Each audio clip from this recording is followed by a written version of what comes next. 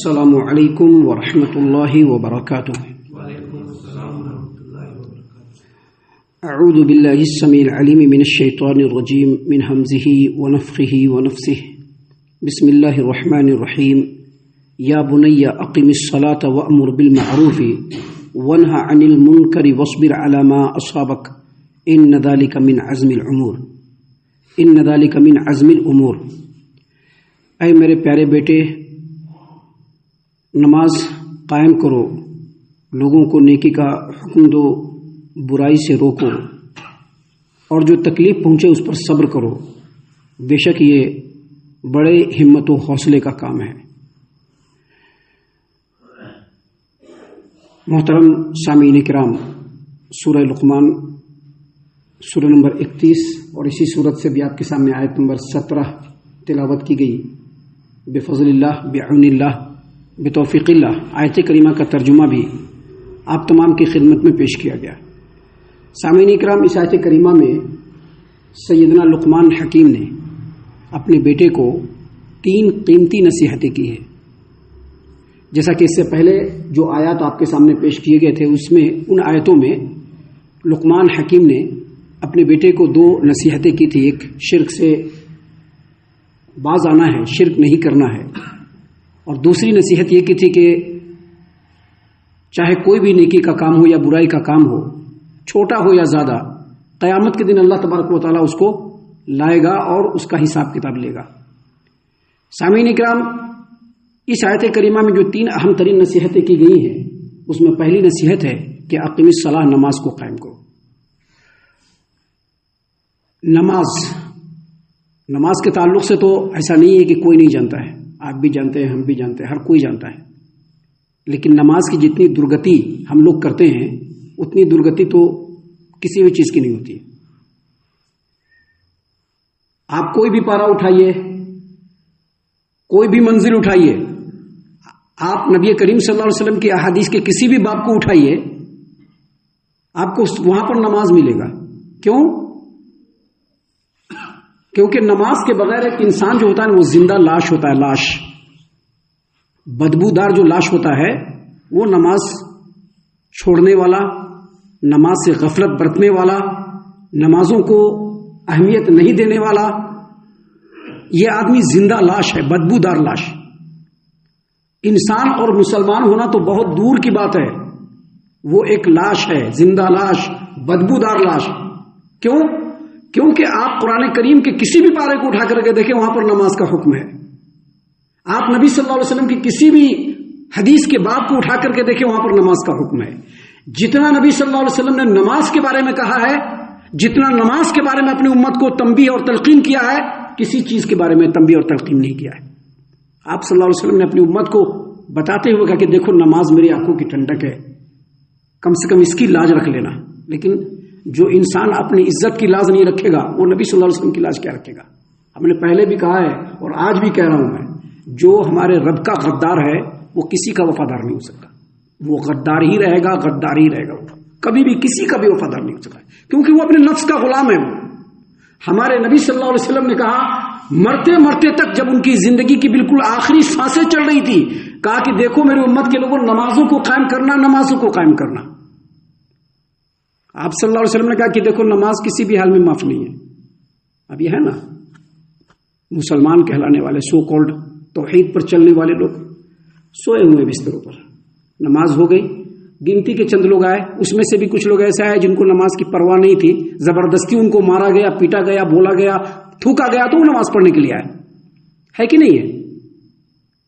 چند لوگوں میں بھی اس طرح کے لوگ ہیں جو بہت مشکل سے نماز پڑھنے آئے ہیں، کھانا پوری کرنے کے لیے نماز پڑھنے آئے ہیں۔ ہمارے رسول صلی اللہ علیہ وسلم نے کہا کہ دیکھیے، کھڑے ہو کر کے نماز پڑھنا ہے، لیکن اگر کھڑے ہو کر کے نماز نہیں پڑھ سکتے ہیں تو بیٹھ کر کے نماز پڑھنا ہے، اگر وہ بھی نہیں ہو سکتا ہے تو لیٹ کر کے نماز پڑھنا ہے، اشارے سے نماز پڑھنا ہے، لیکن نماز پڑھنا ہے۔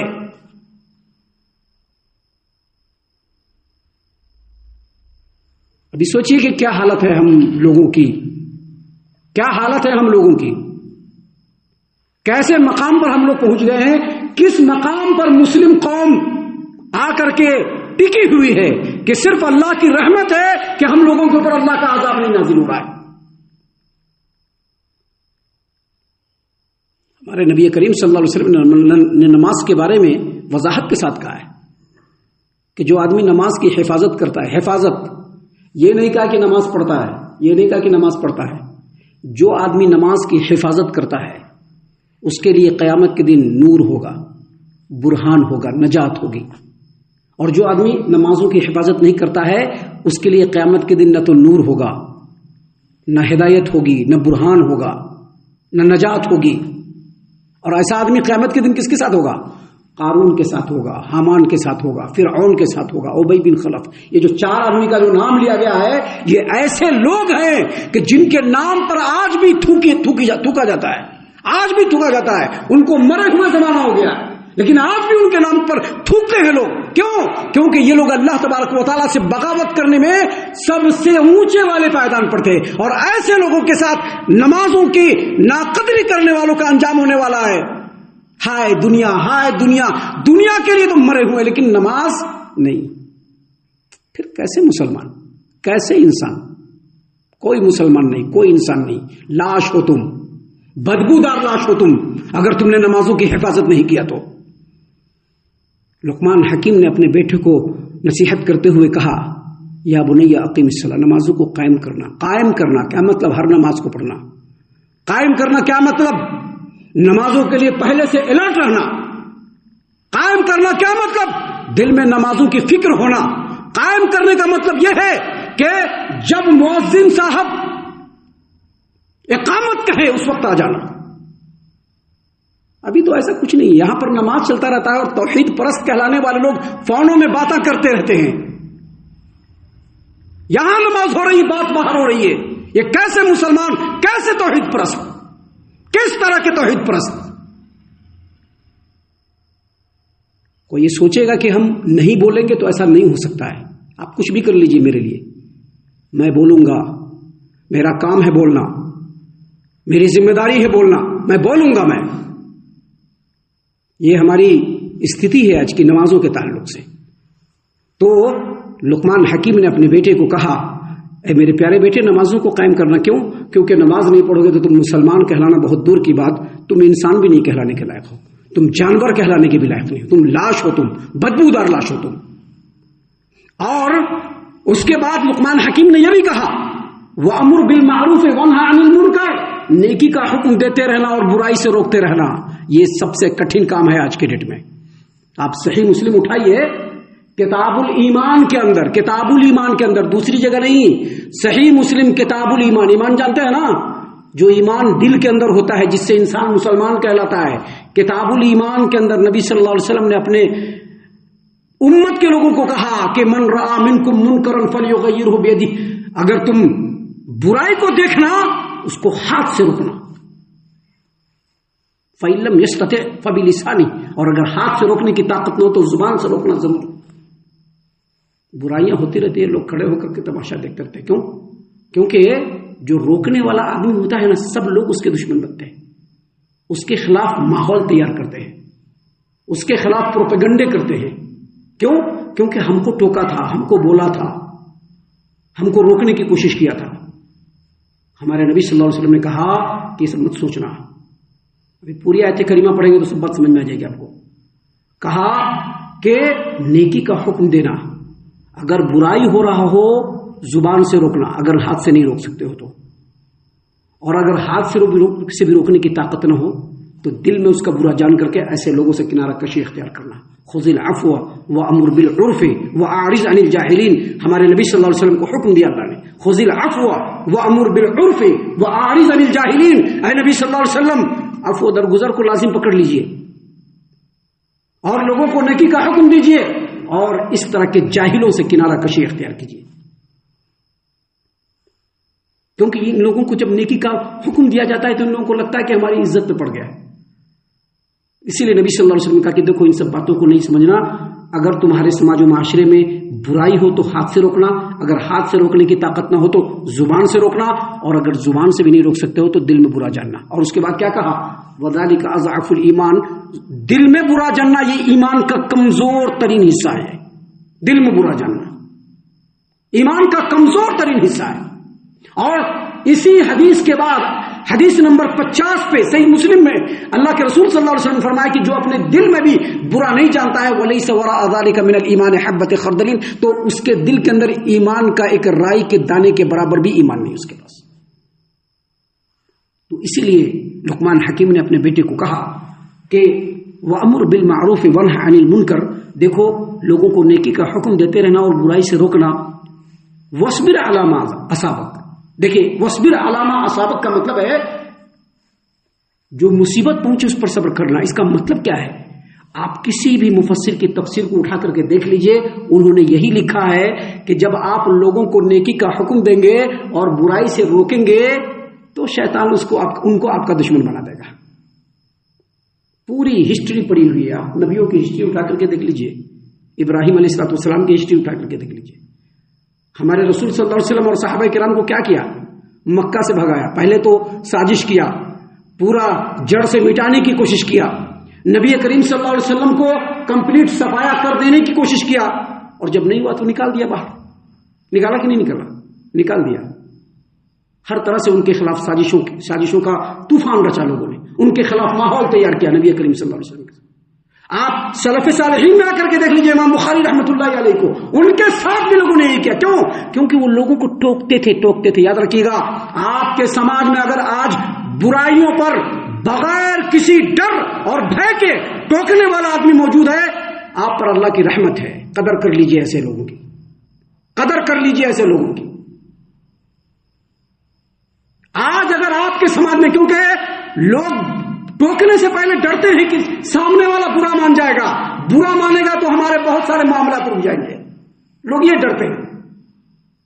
ہمارے نبی صلی اللہ علیہ وسلم نے کبھی بھی ان سب چیزوں کو آگے نہیں رکھا۔ امام بخاری رحمۃ اللہ علیہ کے زندگی کو پڑھیں گے نا، آنکھوں سے آنسو جاری ہو جائیں گے، لیکن انہوں نے نیکی کے حکم دینے اور برائی سے روکنے سے کبھی بھی انہوں نے اپنے آپ کو پیچھے نہیں کیا۔ تکلیفیں پہنچی، انہوں نے صبر کیا۔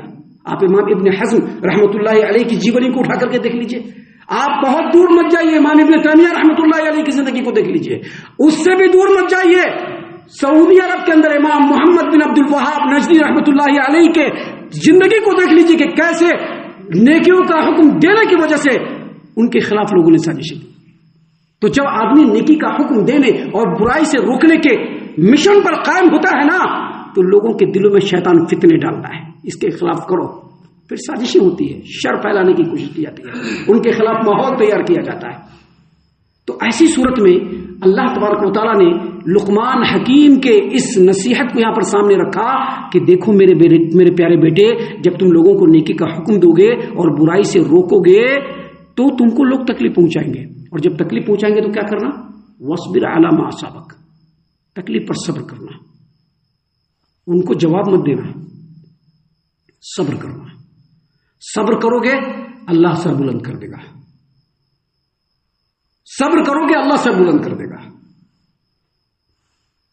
آپ قرآن کریم اٹھائیے، سورہ عصر آپ نے پڑھا ہوگا ہمیشہ، اللہ نے فرمایا وَالْعَصْرِ إِنَّ الْإِنسَانَ لَفِي خُسْرٍ، قسم ہے زمانے کی پوری انسانیت گھاٹے میں۔ صرف گھاٹے میں کون نہیں ہے؟ إِلَّا الَّذِينَ آمَنُوا، جو ایمان لائے، وَعَمِلُوا الصَّالِحَاتِ، اور نیک عمل کیے، وَتَوَاصَوْا بِالصَّبْرِ وَتَوَاصَوْا بِالْحَقِّ، اور جنہوں نے لوگوں کو حق بات بتلایا اور خود بھی بتلایا اور لوگوں کو تلقین کیا بھی حق بات بتلانے کی، وَتَوَاصَوْا بِالصَّبْرِ، اور صبر کی تلقین کی، یہی کامیاب ہے۔ تو کہا کہ بیٹے اگر صبر کر لو گے تو اللہ سر بلند کر دے گا۔ کیوں؟ کیونکہ تکلیفوں پر صبر کرنے والا یہ بڑی ہمت والا ہے۔ اللہ نے فرمایا ان ذالک من عزم الامور، یہ بڑے ہمت و حوصلے کا کام ہے، ہر ایک سے نہیں ہو سکتا ہے، لیکن ایک داعی اللہ سے ضرور ہو سکتا ہے۔ اور اسی لیے ہمارے پیارے رسول صلی اللہ علیہ وسلم کو اللہ نے حکم دیا کہ خذ العفو، آپ عفو درگزر کو لازم پکڑ لیجئے، وَأَمُرْ بِالْعُرْفِ، اور لوگوں کو نیکی کا حکم دیتے رہیے، وَأَعْرِضْ عَنِ الْجَاهِلِينَ، اور جاہلوں سے کرانہ کش کیجئے، ان کی تکلیفوں پر صبر کر کے اپنے مشن کو آگے بڑھاتے رہیے۔ ابھی آگے اور بھی نصیحتیں ہیں جو لقمان حکیم نے اپنے بیٹے کو کیا، جس کو انشاءاللہ کل کے درس میں ہم آپ کے سامنے پیش کریں گے۔ ہم اللہ سے دعا کرتے ہیں کہ اللہ تعالی ہم تمام کو ان باتوں کے اوپر خوب خوب غور و فکر اور تدبر کرنے کے ساتھ ساتھ ان باتوں پر عمل کرنے کی بھی توفیق عنایت فرمائے، آمین۔ اللہ تعالی ہم تمام کو صحیح معنوں میں پکا سچا مومن مسلمان بنائے، اللہ اور اس کے رسول صلی اللہ علیہ وسلم کی اطاعت و فرما برداری کرنے والا بنائے، صحابہ کرام رضی اللہ عنہم کے طریقے پر چلنے والا بنائے، جنت الفردوس میں جگہ عطا فرمائے۔ اے اللہ ہم تمام کو جہنم سے پناہ دے، اے رب العالمین ہم تمام کو جہنم سے پناہ دے، اے مالک الملک ہم تمام کو جہنم سے پناہ دے، آمین یا رب العالمین۔ وما علینا الا البلاغ المبین۔ تبارك الذي نزل الفرقان على عبده ليكون للعالمين نذيرا